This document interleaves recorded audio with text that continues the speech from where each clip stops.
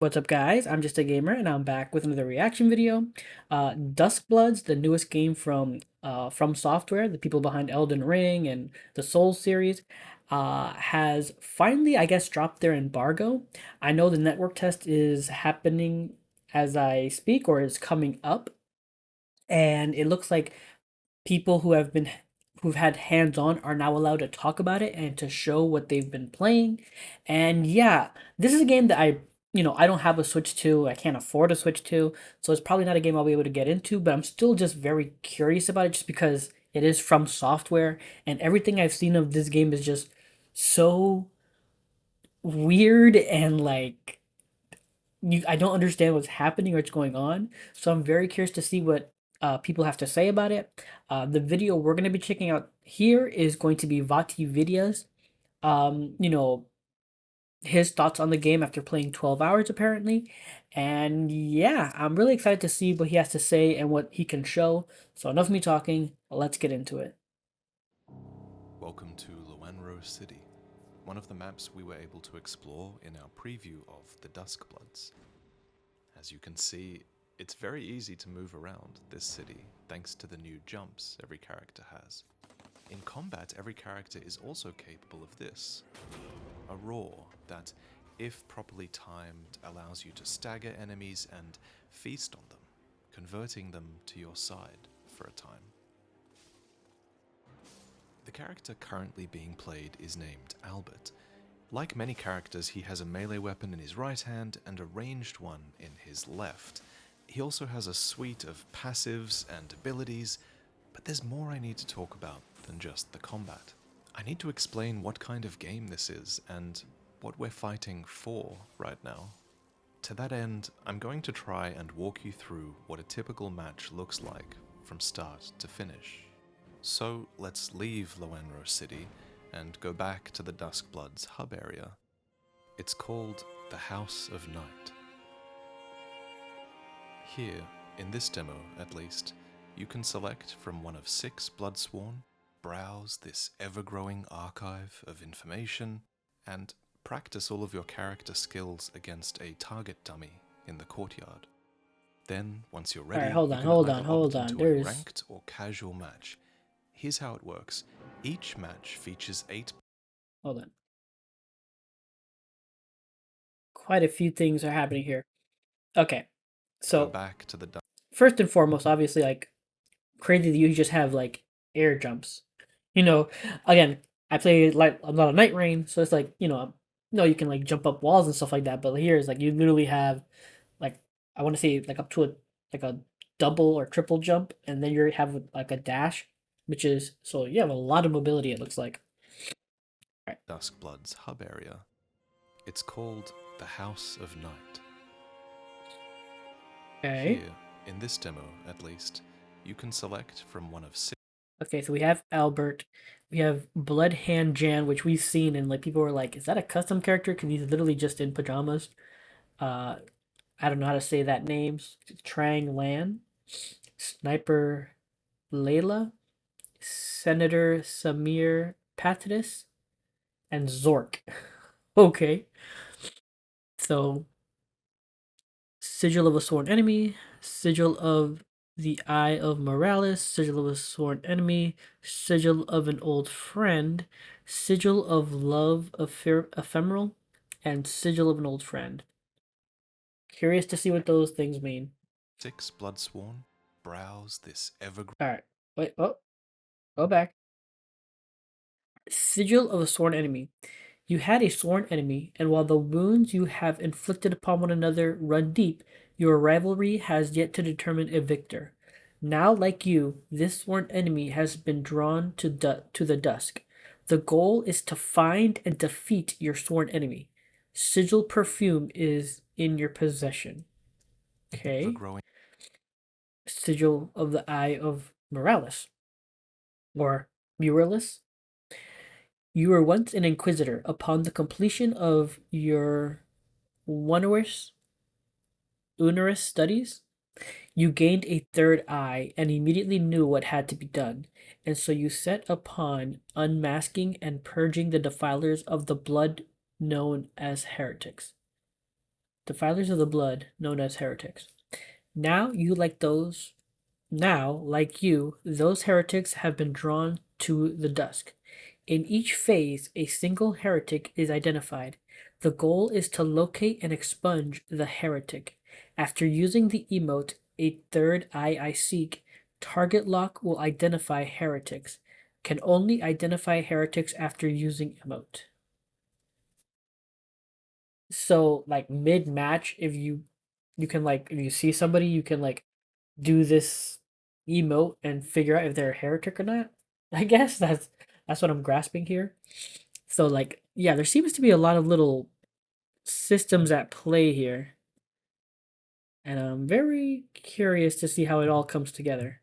archive of information and practice all of Okay, and then Tranglan has Full Moon Blade, Dark Moon, Mamanatha, Alluring Bride, Daughter of the Dark Moon, Sigil of a Sworn Enemy. your character skills. Okay, Full Moon Blade is her armament, or her weapon. A circular blade made from cold silver which glows faintly with the magic of the cold moon. As a prime weapon, it can be used to perform melee attacks, but can also be thrown like a chakram to attack from range. Special actions. Hold ZL, throw multiple blades. Weaponry bestowed upon Ratnam assassins.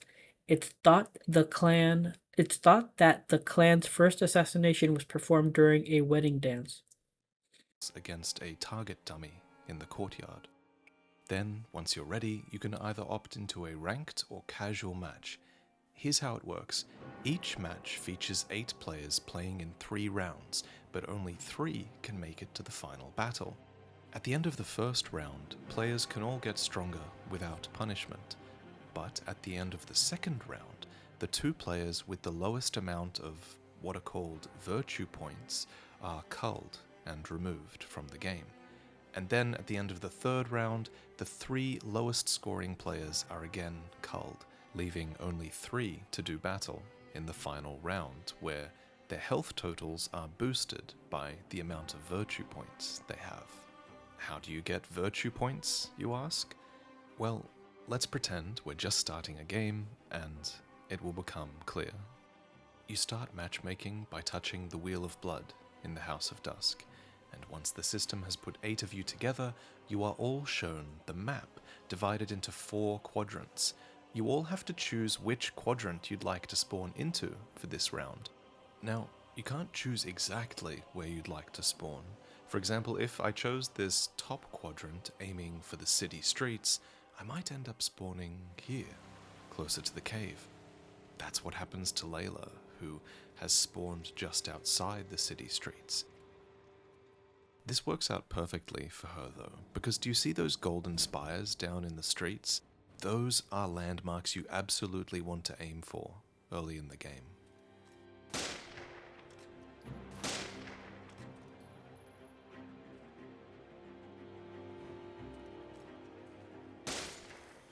So these golden spires, these are where you pull allies from. Here, sister of the Briar. My life is yours to command. These are like summoned spirits in Elden Ring, except these are fully fledged characters with voice lines and maybe even storylines to go down as well. Interesting. There are 8 allies to be found in this demo, and the spirit you get is somewhat randomly generated depending on the symbol of the golden spire you pulled them from. To level your allies, you have to find these sites marked on the map.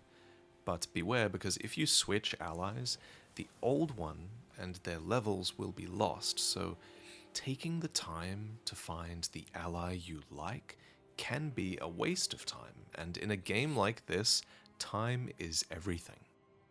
Luckily, to save you time, you can teleport basically anywhere on the map instantly, as long as you're out of combat. I love this system. I love how Okay. this opens up the map in the Duskbloods, because it makes your routing options so much more interesting when you could be anywhere on the map at a moment's notice. This player, for example, has found their way to the sewer. If you recall, there was a purple icon next to the sewer on the map. which marks that a type of virtue called flame virtue can be found here. You can actually see it off to the left ahead of us there. This is a corpse sitting in a chair with a purple aura, and it's one of many in this area, so this area is worth coming to, especially in the early stages of the game, because in my experience it would ensure that you would make it through the first few rounds without being culled.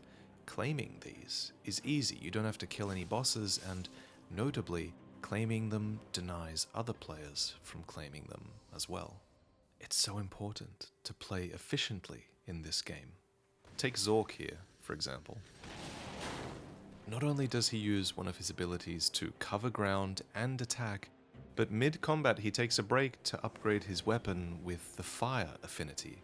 There are 4 different weapon upgrades you can find. There's iron, poison, lightning, but Zork's is fire, which means his weapon now inflicts burning if he hits enemies enough. Speaking of Okay. upgrades, here's the Senator, who was my favorite character in the demo. He's hunting a blood sac right now, so that he can upgrade one of his 2 abilities in some way. These abilities are Bloodstake and Saurian form, which you'll see later on. Upgrades to abilities can also be found in marked sections of the map. In this courtyard below, for example, you can see a red upgrade orb behind these townsfolk, and thanks to Chang's passive ability, she can turn multiple enemies to her side at once. Chang's L2 throws rings at opponents swiftly and consistently, which makes her a huge threat at mid-range, and especially when she's in the air. With this, I've shown you just about everything you could hope to achieve in one round, so let's pretend that round 1 is ending and round 2 begins now. So weird, like the way the game is the flow of the game is so different from, again, because I mostly play Night Raid, so it's like even though there's like a similarity here and there, it's very different. Where it's more like you're scavenging for resources in the first few days, like because similar to Night Raid, where you are like trying to power yourselves up, but you're going out of your way to go to sites to fight enemies to get better weapons and gear, and it's very similar here as well. But it's like he said, you're not fighting enemies to do it. You're like maybe you're taking out like little groups that are like covering it, but you're more like searching and discovering. So yeah, it's very interesting. I don't know. That's at least that's how it's coming off to me. At the start of some rounds, a sort of tarot card will be revealed, informing you of some world-altering event currently taking place. In this round, a Lodomerian Zeppelin will be prowling the skies, and every character will have a transmission box in their inventory with which they can call upon a sea of flame wherever they want. There How do were you aim 5 it though? events I experienced in this demo. Sometimes a magnetic storm would strike, forcing players to swap places with each other. Sometimes stars would fall from the sky, encouraging players to claim and hold onto them until the end of the round. Sometimes you'd be rewarded for ringing the bell at the top of the clock tower. And I even had one event where bloodsack enemies would spawn all over the place, allowing us to fully upgrade our abilities. These were all so fun to interact with, and they would really change how you moved around the map. In round 2, my character would also start feeling much more powerful, so I would prioritize taking on certain bosses. In the Duskbloods, these are called Trespassers, and they're marked by purple skulls on your map. Some are tougher than others, but luckily, you don't always need to take them down on your own.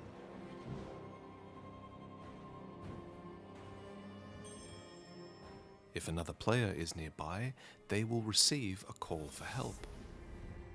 And if they accept, they will teleport to your fight as a phantom, returned to where they were if they die or if they manage to defeat the boss.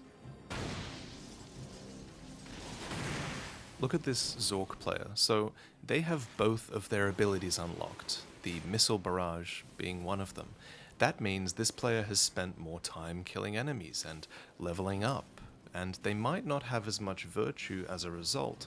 However, the extra power they get from leveling up might actually help him get more virtue if that extra power translates into killing difficult bosses more easily. That's what felt beautifully designed about this game. Everything you do seems to lead to virtue in one way or another. At the end of the round, players who killed the most enemies That's or collected cool. the most items can even receive commendations, which is the third way I've described of getting virtue so far. This rewards players who are That's a cool ass single-minded enemy. in their goals, at the expense of all else. Basically, no matter what you do, even if you don't know what you're doing, it feels like you do get virtue if you play well, and I liked that. Of course, you can still make bad routing decisions. There was nothing worse than when you would bite off more than you could chew, challenging a difficult boss before you were strong enough, or counting on another player coming to help you, only for you to have to fight it alone. It's not just the threat of dying and losing virtue that would be scary, it's also the fear of a fight going on too long, to where your time might have been better spent doing something else. Not that that's a problem for this senator player. They finish off this boss with blood stake, and they get to claim a power of blood from it. These are passives that allow you to further customize your character a little bit mid-match. It's around this time that round 2 would be ending, and now things really start heating up. The players with the 2 lowest virtue counts are culled, and the 6 remaining players move into round 3. In the top right this whole time, there has been a clock, which helps to give you an idea of how much time is left in a round. But that's not all it shows, because in round 3, a ritual site will be established. This is an event that's marked not just on the clock, but also on the map, encouraging players to teleport over and lose themselves in the chaos as you all meet in the same place. The first thing you want to do at a ritual site, ideally, is to locate either the gold stones or the red stones. This player has gone straight for the red stones, which, when held, increases the amount of virtue they receive for killing another player at the ritual site. This is called sword virtue, the 4th type of virtue I've explained so far, and the most fun to collect, in my opinion.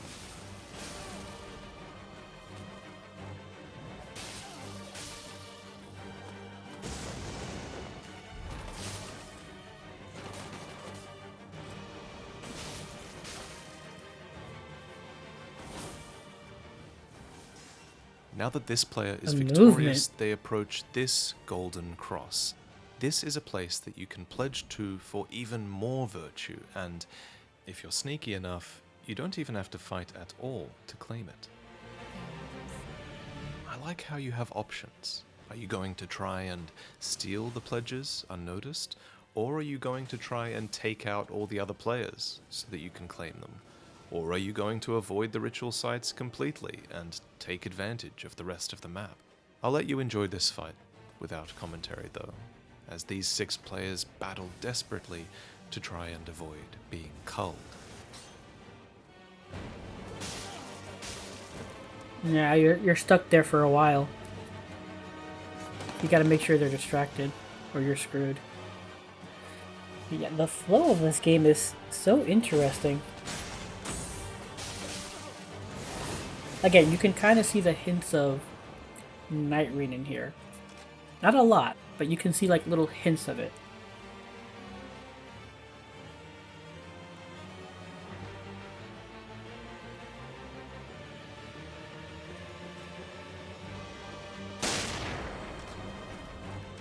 Wow, what a shot.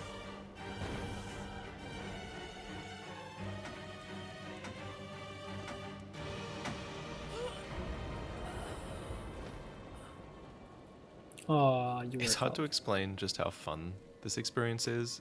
The game starts out interesting and tense with little skirmishes with other players, but then it builds up to this ritual fight where you all face off against each other, and then culminates in this Moonblood Bestowal. the final fight where 3 players face off against each other. The moon tears will be mine. Our turn has come. These fights were so hype. Everyone is fully powered up with unique abilities, summons, and even health based on how much virtue they accrued. With 3 players in the arena, there's enough chaos that anything can happen, even to more experienced PvP players.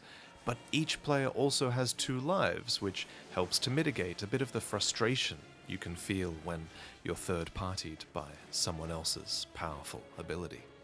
The dinosaur definitely gave me more wins than I deserved.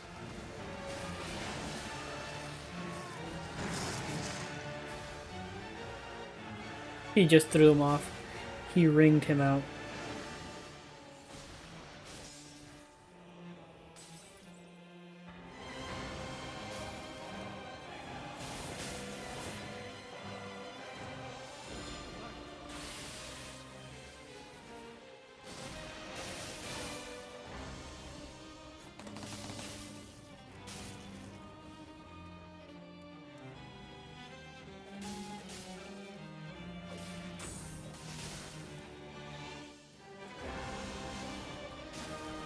God, aerial battles in Elden Ring. That's something I never thought I'd see.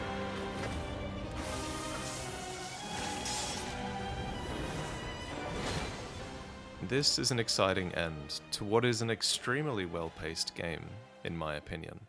The victor is then rewarded with this cutscene, and that's it. For the demo, there's more to this game that we haven't yet seen.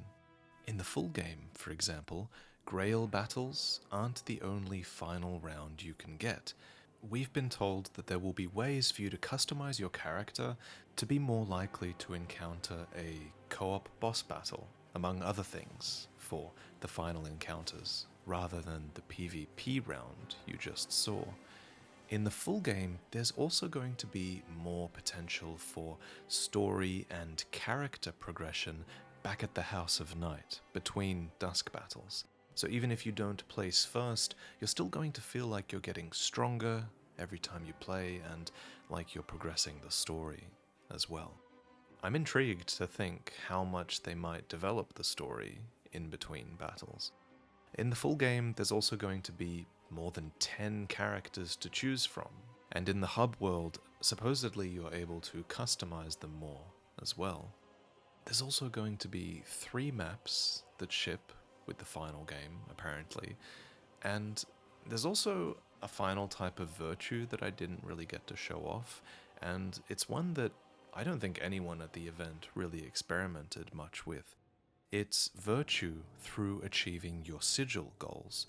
Sigils equipped before a match give you specific goals to try and achieve in the match. Take Jan here, for instance, who has the sigil of the Eye of Morales equipped. See. This makes him a hunter in this game, and the sigil will pair you with a heretic to try and take out during the game. Another thing I forgot to mention is the alliance system. You can queue up with another person you know at the start of the game and play through the whole game that way, if you set your parameters correctly. Or you can actually ally with other people mid-game who you don't know as well. You can either do this by emoting at them basically when you meet them in-game, or after you've encountered another player, you can open a menu that will allow you to propose alliances to people that you've met. Under these alliances, all virtue is shared between you, and you're in it till the end. Well, then you kill each other. I just want to say I feel so privileged to have been able to experience the Duskbloods and to share it with you all. I'd like to give special thanks to everyone at Nintendo and FromSoftware who helped to organize this event. It went really smoothly, and it was an amazing experience being able to get a few wins with like the whole room cheering behind you. I won't soon forget it. So, look forward to more content on the Duskbloods when it releases. This game would really benefit from a beginner's guide, so I'm going to work on that, because there were Nintendo reps and FromSoftware reps at the event who did a really good job explaining everything. And I think everyone watching would benefit from that kind of explanation. Yeah, because as there's well. quite a few If you have systems any at play questions here. about the game or how I felt about it, leave them in the comments below and I'll do my best to answer them all, because this video really wasn't long enough to get all of my thoughts and knowledge out there. Thank you for watching though, and I'll see you in the next one.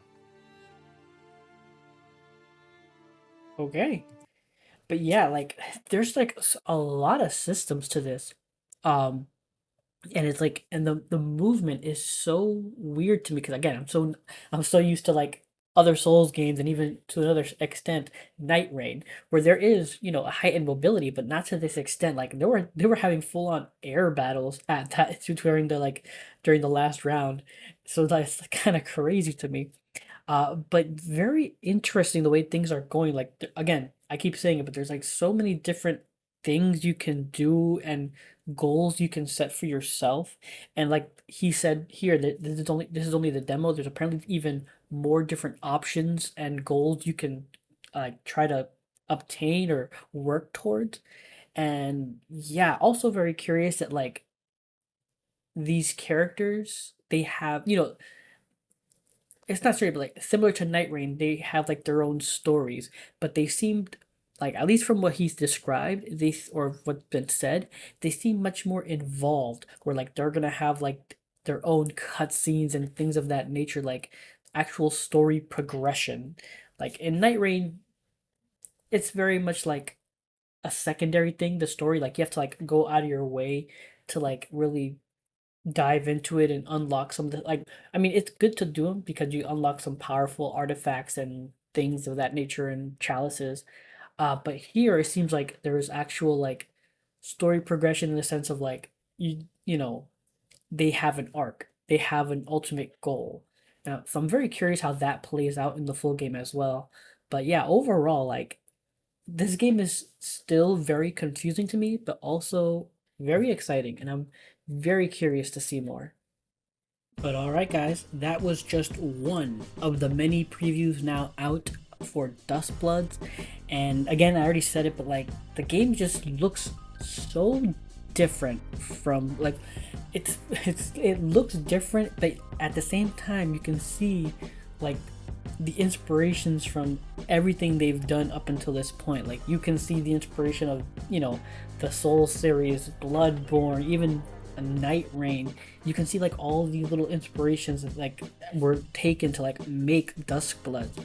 And again, I'm very curious to see like where exactly this goes, just because again, like with this preview, and as Vaati in the video said himself, like apparently there's even systems and like things that they have not shown, that they have not even talked about yet. So I'm just curious to how deep the rabbit hole goes for this game, and I'm very curious to see like how it takes, just because again, like most people, myself included, we know FromSoftware, we enjoy FromSoft the most when we're playing like their single player Elden Rings, Demon Souls, Dark Souls, Sekiro, Bloodborne.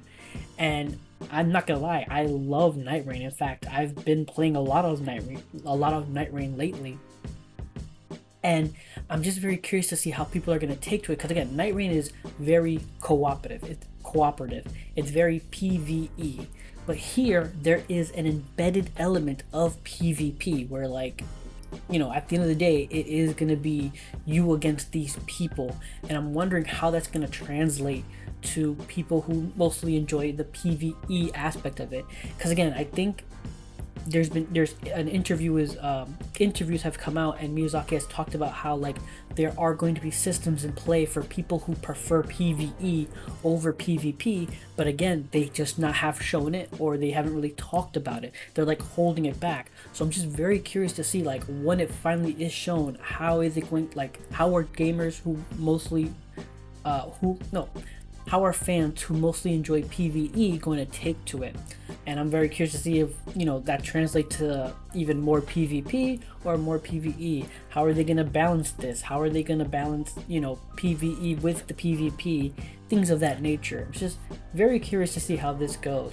And again, just in general, I'm just very curious to see more of the game, because again, there is just so much to this game, and like I'm assuming it's going to be one of those games that you can't really explain it. You have to like play it and see it, and you know, play it and see it for yourself to really understand it, which obviously, like I said, I probably won't be able to do because I do not have a Switch 2 and I can't afford a Switch 2, even especially now that the price is going to jump up in the coming weeks, I think it is. So yeah, I'm just very curious to see more, and I'm very curious to see what people have to say about it and what they finally decide. But those are my thoughts, that's my reaction. If you enjoyed this video, please leave a like or comment down below. I'd appreciate any feedback. Subscribe. I am going to start streaming soon, I promise, and when I do, you can catch me on Twitch at twitch.tv/JustAGamerInc, all together one word, or you can click the link below, or you can watch me right here on YouTube. Just hit that notification button to know when I go live. But as always, I have to reiterate that if and whenever possible, please buy games physically. We need to support physical media as much as we can. We have to prove to these companies, especially Sony, that physical media is still needed. I mean, I know the future is digital, but until we get better digital consumer protections, we need to show them that physical is still needed. So yeah, please, whenever possible, buy physical. And at the same time, there is a metric ton of games coming out in the coming weeks and months, and I kind of need help. I need help trying to play them all. So if you're willing and able, please check out the link below and help me buy games, because there's so many coming out and I could really use the help. But regardless, thank you for watching, and until next time, take care and have a good game.